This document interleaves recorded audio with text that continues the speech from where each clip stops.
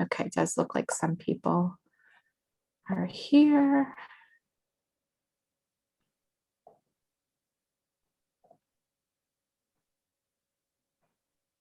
Welcome to those joining us. Yeah. That looks like people are trickling in. Feel free to type in the chat who's here and where you're from. Just make sure you have it set to all panelists and attendees.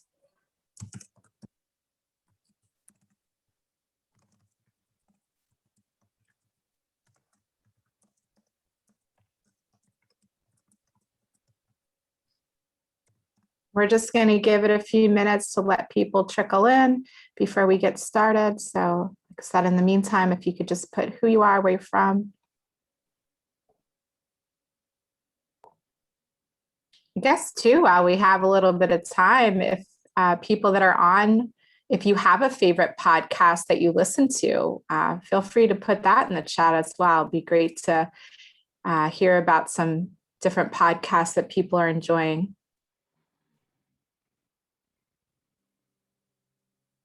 Katerina, it's sunny in Pennsylvania as well, finally warming up across our state.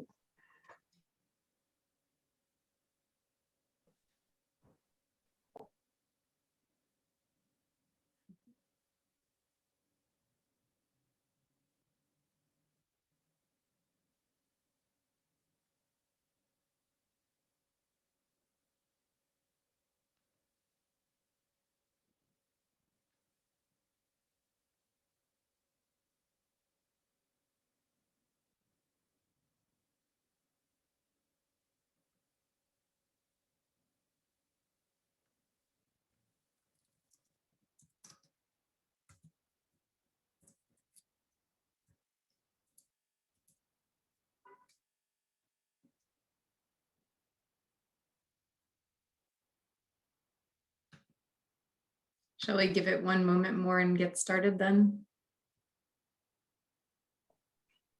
Yeah, I say let's give it one more minute and then we can go ahead and get started.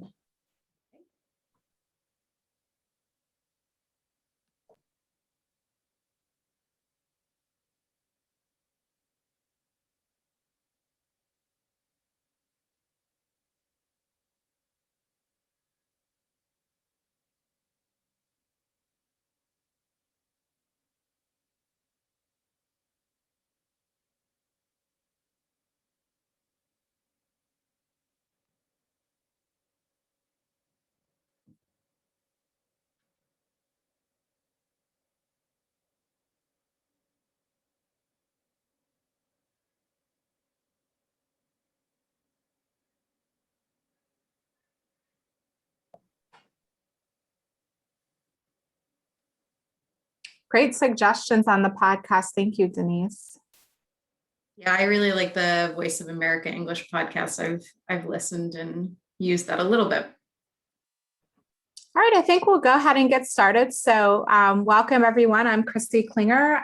I work with Penn State University, but I also serve on the PACE board as the Professional Development Committee Chair. So I'm excited to be here today with Sara Cole from Literacy Pittsburgh to talk about podcasting with adult learners. So just before we dig into this great presentation that Sara has for us, I just want to remind everyone about a few things going on with PACE. We do have in June, the first Friday, a networking event, and we're going to be talking about advocacy and hearing from some teachers and volunteer tutors on ways that they incorporate civic literacy and other types of literacies into their lessons. And we have another great webinar planned in July on Title I and Title II partnerships with Ryan. So lots of great things happening. Just be sure to keep checking your email and the PACE website for all of those events and registration links. Other thing I just want to make sure people are aware of today is we have lots of positions open for the PACE board. So if you're considering serving on the board, please reach out to a PACE member or Denise Alexander, who's on here today as our new PACE president, about ways that you might be able to serve our wonderful organization. So let's get started with podcasting with adult learners. So what is a podcast? Hopefully, If you're here today, you've heard of a podcast before and you have a little bit of an idea of what it is, but just in case you're not real familiar with podcasts, the Oxford languages define it as a digital audio file that is made available on the internet, and it can be downloaded to a computer or mobile device, and it's typically available as a series. So new installments of it can be received by subscribers automatically. So now that we have a good idea of what Sarah's going to talk about, I'll turn things over to her. But just to tell you a little bit about Sara, she does work at the Literacy Pittsburgh program in Pittsburgh, Pennsylvania as an ELL instructor. And she has standard nerd. So, some of you might not know that term, but basically I would define it as she loves standards and important to make things rigorous for her learners. And so because she is that standards nerd, she's going to give you standards today to make your life easy. So if you want to try to do this, she's already figured it out for you. She's a project-based learning evangelist. And I'm happy to be one of her groupies. I also love project-based learning as well. She did this project with an advanced level ELL group, but it is suitable for other levels. And we definitely are going to hear from Sara, but then want to be able to open up an opportunity today for you guys to talk and ask questions and really, as a group and as a field, think about how we can do this type of work with all different types of learners and different topics. And then one last note, we've been working in a remote environment. So what she's sharing today was done through remote learning, but as we move to face-to-face or blended, it's still definitely something that learners can benefit and continue to do. So those are all of the great things that Sara wanted to share, but she, like I said, is awesome. And I love hearing all of her ideas and so excited to have her here. So I'll turn things over to her and let her tell you all about her project. Great. Thank you, Chrissie. And I'll cue you to move through the slides as well.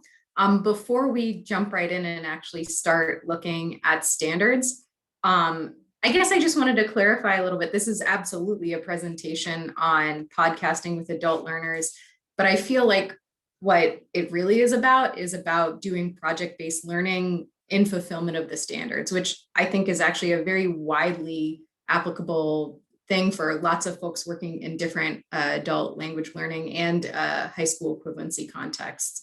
And just kind of as like an added bonus and part of this is it's thinking about project-based learning in fulfillment of the standards, and the whipped cream on top is thinking about how to integrate technology and digital literacy in a way that makes good sense. I think Chrissie mentioned this, but my role at my agency is also as a digital literacy fellow, which means I'm helping across my agency think about and push in support around doing more digital literacy work with adult learners as part of their larger adult learning programs. But kind of keeping that in mind, I often kind of structure projects or lessons I'm going to do with students with the standards in mind, thinking about what am I not targeting that I really need to target. So with this particular lesson, and especially since we've been learning remotely since March of 2020, I can't believe it's been that long now. I've personally been thinking a lot about how I can meaningfully integrate writing practice with my more advanced learners.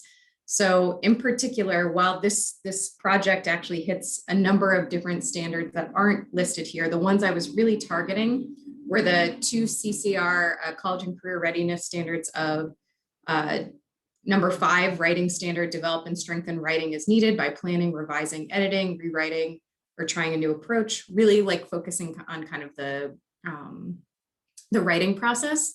And then standard 6, writing standard 6 of using technology, including the internet, to produce and publish writing and interact and collaborate with others. You'll see number 8, writing standard 8 there too. It has a little asterisk because interestingly, I wasn't as explicitly thinking about this when I was planning this lesson, but it came up organically. The students raised the issue as we were working on this podcast saying, well, we want to use some, not just our own experience, but we want to kind of look and see what sources on the web and everything are there to support what we're saying. And so that ended up getting woven in as we did the project. Sometimes our students are have such wisdom, and I really wanted to listen to that when that came up with my students to kind of bring that into the project as well. Also thinking about the English language proficiency standards. So constructing level appropriate oral and written claims and supporting them with evidence. So we're going to look more again in just a moment at like what the actual podcast was about. But my students were doing a podcast around managing stress and sadness during the pandemic. That was actually the content they were talking about. So for the different suggestions that they give during the podcast, I wanted them to be able to support or give evidence or reasons why people should try these different ways of dealing with stress or sadness during the pandemic. And then also the conduct research and evaluate and communicate findings to answer a question or solve problems. The question or problem in this particular case being like, what are some things that we can do, or what are some concrete ways we can address stress or sadness during the pandemic? And then with the English language proficiency standards, there's almost always one of the supporting standards that kind of comes in and supports the other main 1 through 7, if you're familiar with the English language proficiency standards. And the particular one that was supporting here was number 9, which was creating clear and coherent level appropriate speech and text, which they were doing both the speech part, but I had them write out a script prior to recording their podcast. So if you could go to the next slide, Chrissie.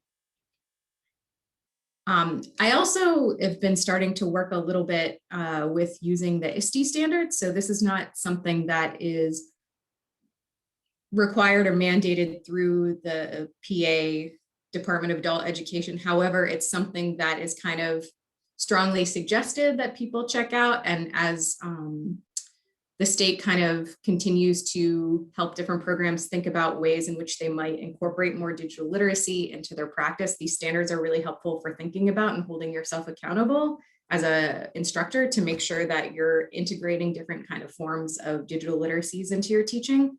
So the 3 standards of the ISTE standards, and I'm happy to answer questions or talk about this at the end if people are curious. But the 3 that I targeted were the knowledge constructor. So students critically curate a variety of resources, usually using digital tools to construct knowledge and produce creative artifacts, in this case being the podcast, and make meaningful learning experiences both for themselves and others. The creative communicator, so students communicate clearly and express themselves creatively for a variety of purposes using platforms, tools, styles, formats, and digital media appropriate to their goals. And then the last one being, and I think we did really a lot with this last one in particular, the global collaborator. So students use digital tools to broaden their perspectives and enrich their learning by collaborating with each other and working effectively in teams and locally and globally. Can you go to the next slide, please? Thanks. So this is kind of a larger overview of what the process that we worked through as I moved the students through this project-based lesson. We listened to an example podcast and they did some comprehension work around that. We also did some discussion around the podcast that they listened to, and they're thinking about what they were envisioning for their podcast. The project-based learning overview. So I actually, and I'm going to ask Chrissie in a second, I want to screen share or show something to all of you, and I'll offer this if anyone wants it sent to them after the podcast. Really having a clear instruction sheet of sort of the sequencing and how we were going to move through this project as an entire class together. Part of that, and you'll see that in just a moment, learners choosing roles. So I had specific roles set out for different students who are working together in the podcast, and students chose those roles and worked together. From there, students took some time to research, to look at different materials they could use to support whatever particular way of dealing with stress or sadness during the pandemic that they were going to address. They wrote, so they worked in small groups over Google Docs. We did a lot of work at the kind of revise part, so working through the revision process and the writing process, sort of what I was pointing towards with the CCRS writing standard number 5. And then they had some time to practice and actually read through the entire script that we created. The students then live over Zoom, we actually recorded the podcast on the Anchor app. And then there was time to reflect and celebrate at the end as well. And I'm actually going to ask, I think at this point, if it works okay with you, Chrissie, would it be okay to share my screen? Yep, should be able to. I'm going to just show you this briefly, but I'm again, like I mentioned, I'm more than happy to share this after the podcast after the webinar, and share with the folks at PACE so they can have this to pass out to attendees if they're interested. But can you see my screen okay? Yes, it's up there. Yes. Okay, great. I'm going to make it a little bigger. I had a very clear sort of progression that I did in my planning phase of this, but I felt like this was really important to really clearly communicate to the students what we were doing and what the expectations were prior to just diving into doing the project. And I think that this is something that's particularly really helpful for structuring when you're trying to do a project-based lesson. So this particular podcast built off of a story unit that we had already been working on. And part of the story, there was a character who expressed feeling anxiety during the time of the pandemic, and then a nurse also asking him questions about if he was feeling depressed. So to kind of practice and extend what we had been learning about that story, some of the different vocab, thinking about healthcare, thinking about COVID-19 and the pandemic, we were going to work together on creating this podcast about offering suggestions or ideas or tips for managing feeling anxious or depressed. So I laid out the different requirements for the students. I'm not going to read you every single part, but I'm going to kind of let you look at this. But one big aspect of it, which I think you can kind of see as I scroll down, was, as I mentioned earlier, that the students chose specific roles, and having those particular roles really helped them figure out how they were going to participate and work together. So we had 2 students actually who acted as the host of the podcast, and their role was to introduce and conclude, welcome listeners, to kind of talk through the transition. So moving from different segments of the podcast. There were also a number of students that worked as interviewers, subject matter experts, and then tech editors. Those were all the different roles. So the interviewers were asking questions. They were helping keep the conversation going during the podcast. The subject matter experts were in charge of kind of sharing the information, and a lot of their work in particular, though I encouraged the groups to do this together, was to research a little bit and have some evidence to support their particular idea of why this was a good way of managing stress or sadness or depression. And then the 2 students who worked as tech editors actually, so I didn't record the podcast or do any of the technical part. And I thought it was really important for this group of learners to take agency and ownership over their own project. So 2 of the students actually were the ones who recorded the podcast, edited it, and made it sound good. They added in transitions and everything. And then I told the class that they would decide what and how much they wanted me to be involved. So that way they had a lot of agency. There's a lot of opportunity for them to work together. They were encouraged to use a lot of the different aspects of vocabulary and grammar we had been practicing prior to this. And then I actually gave them a step-by-step sort of run through of what we were going to be working through in the next. It took about 3 or 4 weeks to kind of work through this in our class. We have class twice a week for 2 hours to give you a sense. But they knew what was coming up, and they knew where we were in the process of working through things. So we started out listening to and talking about podcasts in class. We decided together what we'd talk about. We then went from there to assigning the roles that I mentioned about. And then from there, we did the whole class learn together about some different language for interviewing and continuing conversations. They then worked in their smaller groups to write the scripts and do the research. We checked the scripts in the class using a rubric, and I'm going to go over this in a little bit more detail in just a minute, but I just want to give you kind of like a bird's eye view. We checked the scripts in class. We used a rubric to do that. I provided the rubric to them. We looked at the Anchor app, which is what we use to record the podcast. And even though it was mainly the tech editors who were using that, I did kind of a general overview. So if students were interested, they could go and try to do more with that on their own. And then we actually recorded the podcast together during class time over Zoom. And the last part is we invited other people. So students invited their family members, friends. We invited other classes. We invited other teachers to come to a listening party, and they listened to the final podcast that the students had created. And we gave a little time after that, the class following that, to reflect and talk about what that experience was like for the students as well. And with this material, I actually have, so the things you see highlighted, all those materials are actually included together with the overview of this. I kind of created a whole packet of that. So like a listening guide to a podcast, the rubrics we used in class, the handout I gave them on interviewing and continuing a conversation, all of that would be included with this. And again, if you're interested, I can share after the presentation.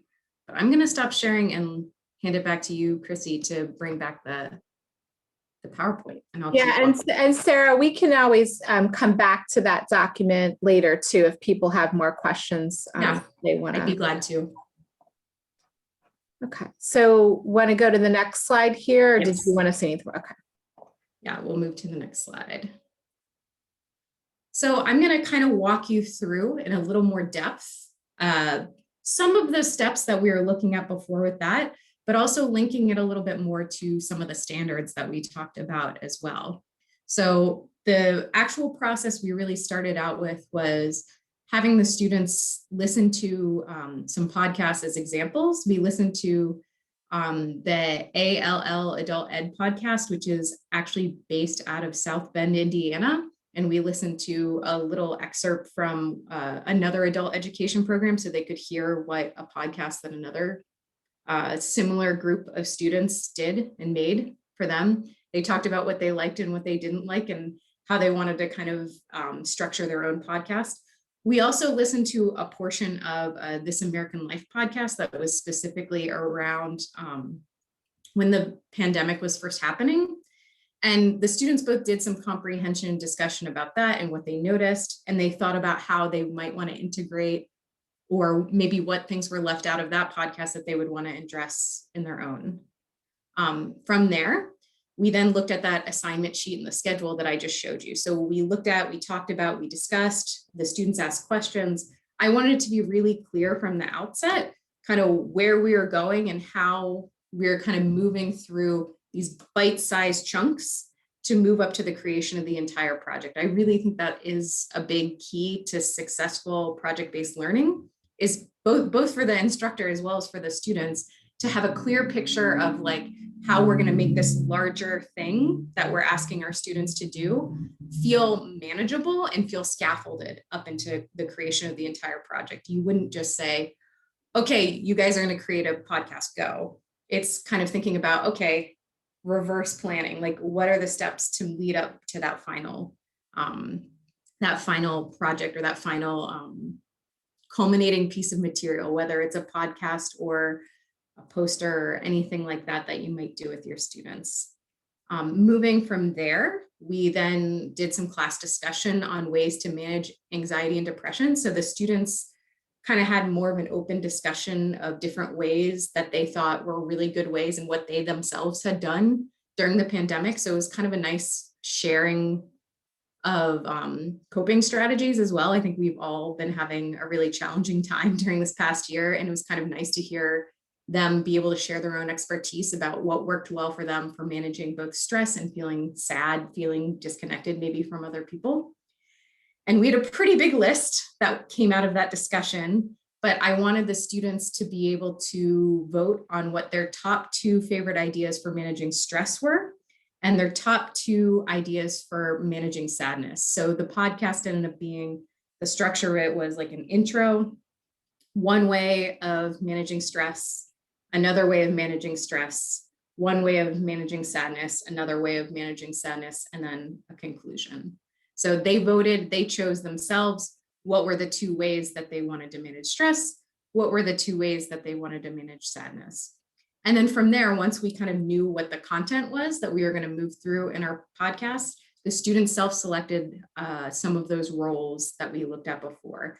And I really encouraged the students. I said, you know, you might be attracted to a particular thing and you're encouraged certainly to pick a role that you like, but I encourage you to look at those roles and think about skills that you want to grow and choose a role based on something that might be actually a little bit of a stretch for you. That way you can really kind of push yourself to develop some new skills as we work on this project. So students then did that. We kind of had a group discussion and people said, I'm going to do that. I'm going to do that. It actually went, I was a little concerned. I've only done this 2 times before where we did some kind of work all together and the students chose roles, and knock on, try to look for something wood around here. Knock on wood, so far, actually people have been really good and constructive about negotiating with each other and saying like, well, I really want to do that. Would you be willing to do that? And kind of talking together, which I think organically really helps the students develop some good skills around interpersonal negotiation with each other, which is a great workforce skill as well. Next slide, please. This is in addition, so there was a lot of preparing, there was a lot of scaffolding and setting up to the actual podcast, and then the students worked very much on their own once we kind of hit that, that part of the process. But I did want to be clear about what was scaffolded up to doing this for the learners. So after they selected their roles, they knew what they were going to do about that. The whole class got explicit instruction and practice with questions and phrases to extend a conversation. Honestly, a lot of it was work around like ways you could do active listening and keep a conversation going, which a lot of the students expressed interest and enjoyment around as well, because not just in a podcast, but in their daily life, those kind of skills were really helpful too. We then kind of split into smaller groups. So at this point, students really were starting to work a little bit more independently. So I had folks grouped by, there would always be an interviewer and 1 to 2 subject matter experts on each of those 4 different segments we talked about. The 2 hosts worked together and they wrote their scripts for the intro and conclusion and for also those sort of transitions between the different segments. But people started working in their groups. I put them in breakout rooms in Zoom. That's how they did that. And we had done some prior work around Google Docs. So they were able to use Google Docs to work live and work on their scripts together during class. That particular step was really targeting the CCR Writing Standard 6, the CCR Writing Standard 8, them working on the ELP Standard 4, ELP Standard 5, and then those 2 ISTE standards, the Global Collaborator and Knowledge Constructor. From there, the students moved into doing a little more work around revising and editing. So I gave some explicit instruction around how to do that. And I also gave them or provided them with rubrics to use to check another group's script. So you would have one group that was working on one segment, meet with another group that was working on another segment, and they used the rubrics provided to check each other's. And then from there, the students came back, they revised their scripts based on the rubric feedback that they got. And finally, we did a little direct instruction about the Anchor app. So again, even though only the students who took on the role of tech editor were actually using the app, I wanted to make sure some of the other students had some familiarity with it, where the website is, what are the basic functions, so that if they wanted to continue and do learning on their own around this app outside of class, that they were able to do so. Next slide, please. Sarah, can you just take a moment here to let everybody know what kind of devices your learners were using while they were doing this work? Was it laptops, smartphones, a combination? Yeah, that's helpful. So I would say it was a combination, though and I'll be explicit about this, I encourage students to use a laptop if they could, or if it was available to them. Just so Google Docs in particular, like being able to type and see on a larger screen is more accessible and helpful for students. I also made sure our particular program, we have a lending program where students can get Chromebooks if they want. I wanted to make sure everybody, if they wanted to work on a laptop or a Chromebook, had access to that as well. So that made things helpful. But Some students did use tablets, some students did use phones while working through this as well. Thanks for asking, Chrissy. Can you advance to the next slide? Thank you. So the last portion was really, I would say, very, very student driven. And because we had set up all that scaffolding, the students were able to really kind of put it all together and work on their own. So the students then, after everyone had done their revision process, they all put their script into one larger Google Doc file. So we had sort of the whole chronological script. The role that they gave me as the teacher was I was basically the script navigator. So I was just scrolling the script as they read through. And the students actually practiced reading through the entire script that they had written themselves over Zoom once or twice to practice. The students gave each other feedback around pronunciation and everything like that that they might have needed help with. And then after they had practiced a couple times, we had the tech editors, the students who had taken on that role, record a couple different takes of the students reading through the entire podcast over Zoom via the Anchor app. Next slide, please. And I'm going to talk a little bit more about this at the end, but the tech editors actually ended up working on their own outside of class time to edit the podcast. So they added in transitions. The two of them talked together. They picked the parts that they thought were the best parts of the different takes that they had gotten from other students. And then they first shared their edits with me because they're like, can you listen to this? And then we'll share it with the whole class. And I did. I was so impressed with what they did and what they put together. The only suggestion that I had, and I think this was actually a very slight cultural thing, they had chosen different sounds to kind of transition through the podcast. One of the sounds that they chose moving from one section to the next was the like wah wah sound, which is like usually there's a mistake or something. I don't think that that sound necessarily like translated based on cultural background. So I just brought that to their attention. I was like, usually American people hear this sound, they think like there's a mistake. So maybe change this one transition. But other than that, they did a really great job with that. And then the students who were working as tech editors shared the finished product they had with the entire class, and the students gave feedback around that. Next slide, please. And then the final step was actually sharing the podcast. So I wanted there to be an opportunity for the students to celebrate all that they had done together. And I think we'll have a chance to share just a little bit of it in just a moment, but I'll walk you through what the process was there. So the students listened to and made any further suggestions for edits to the tech editor, as I mentioned kind of before. And then the next step was the students and myself invited guests for the listening party. So I think we had like between 60 and 70 people that all joined our Zoom class that evening to join for the listening party, which was really exciting to me.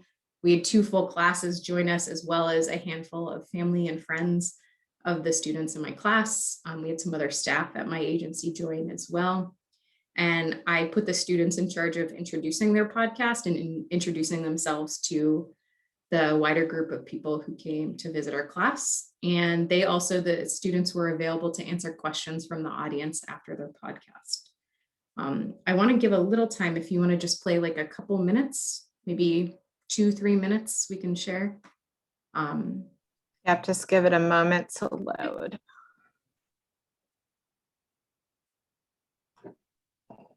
And I'll put this in the chat too.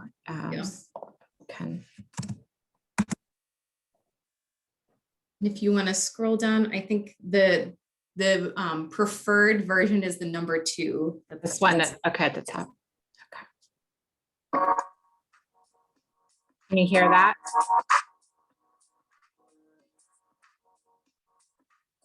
Maybe give it a second to load. It's kind of cutting in and out. The pandemic has had a major effect on our lives.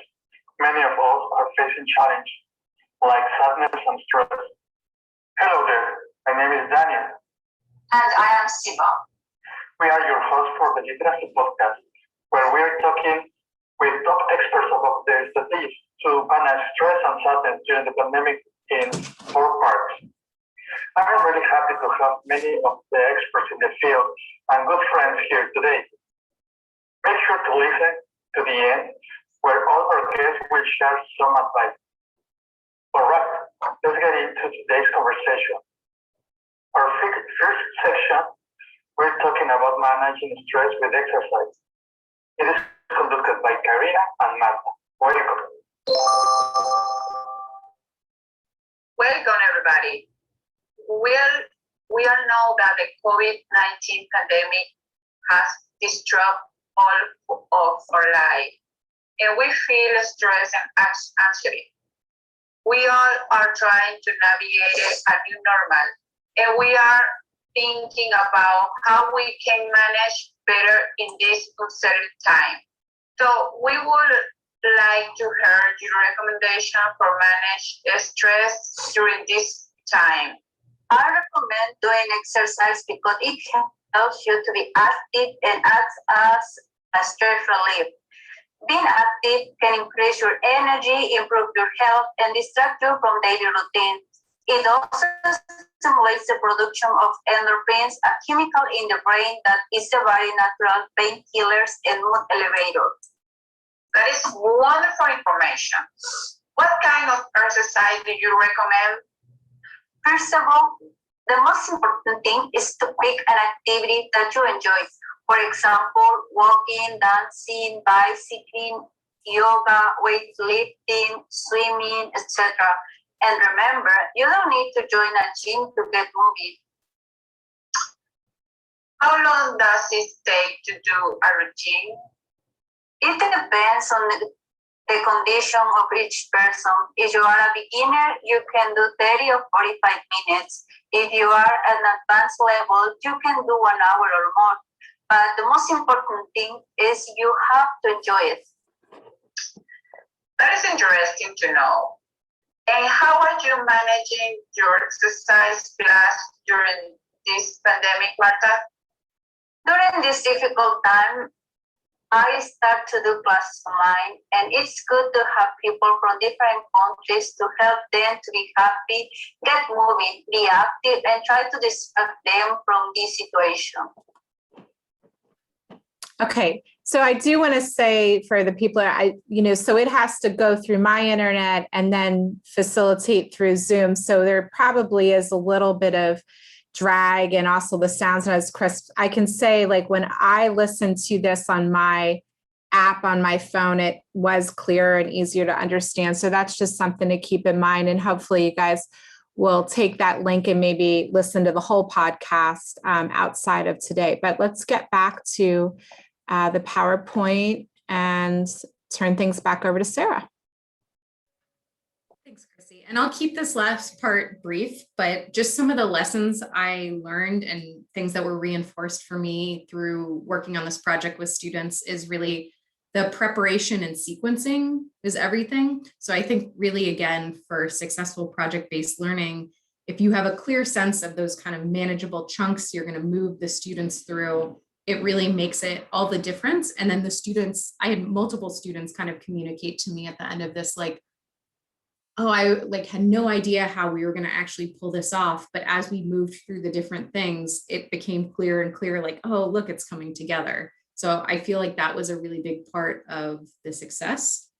I know a lot of folks have trepidation around doing project-based learning, specifically because of attendance. The way I managed this, I encouraged students, and I said, like, you're working on a team, please let us know if you can't come to class. But I still was really flexible with the attendance. So for example, one of the students got sick towards the end when we were recording. We communicated with her. She let us know that that was happening, and she agreed another student who had joined our class more recently could jump in and read her part of the recording, read the script that she had helped create. So being flexible, I think having those roles actually kind of made that work well as well, that students could kind of jump in and out as needed and continue to work together on that. And then the last part, I would say it's something I wish I had done a little differently. Allotting some more time for the editors in class. I really appreciated that those two students who took on that role did work on their own time. But I want to think next time if I do something like this, how I can give them more time to do the editing in class and have more time for the students all to work together to collaboratively like edit and review the recording. It felt a little rushed at the end when we were working through that part, but I would like to give a little more space for that next time. But I also want to give some space, speaking of space, some time for you guys to ask any questions or share any comments about podcasting, about standards-based instruction, about project-based learning, about also thinking about how to integrate some of those digital skills and working with technology, both in person and at a distance. So I'll open that up now. Yeah, so people should be able to unmute themselves or type in the chat. So while people are doing that, we'll just have a pause here to give people the opportunity.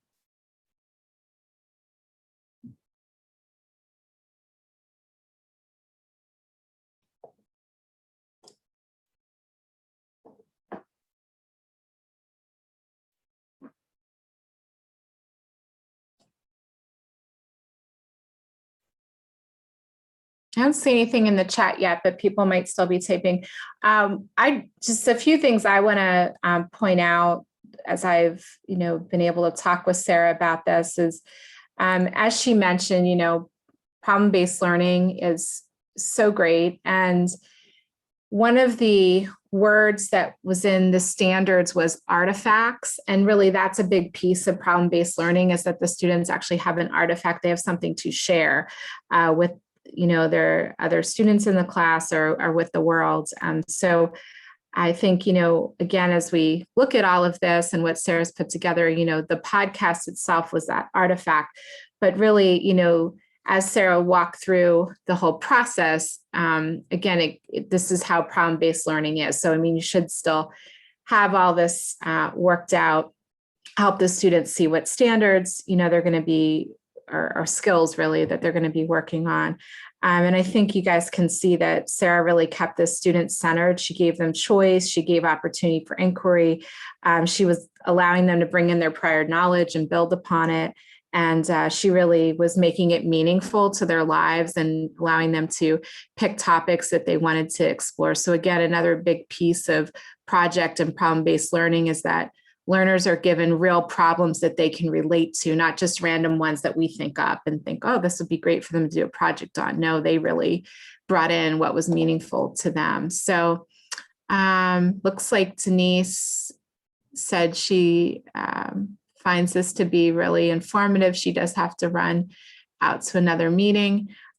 So as Sara mentioned, she is willing to share her wonderful Word document that she created, which, and again, you can get copies of the different standards that this aligns to.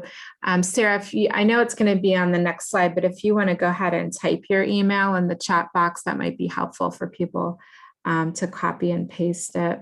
The other thing I'll say too, as Sara was going through this, I know we didn't focus too much on workforce skills, but Sara did mention that there was a lot of opportunity to practice their interpersonal skills and working through and coming to agreements about who was going to do what. And, even when somebody's going to be absent, in the workforce, sometimes people can't be at work every day, and it does require other people at the workplace to pick up and do some of those jobs. So I think it's great that, as Sara mentioned, be flexible and allow the students to all work through that and maybe not always be the problem solver for them. Again, giving them those real authentic problems. So again, there's Sara's information, and she's put her email in the chat box. And I guess, before we leave today, if everybody could just put in the chat or unmute, like, what's one thing that you took from today that you feel you can apply to your practice? And, maybe you're not quite ready to go full blown and do podcasting with your adults, but if we could share at least one thing that you feel you could take away today and try to implement in your practice within the next few weeks or months.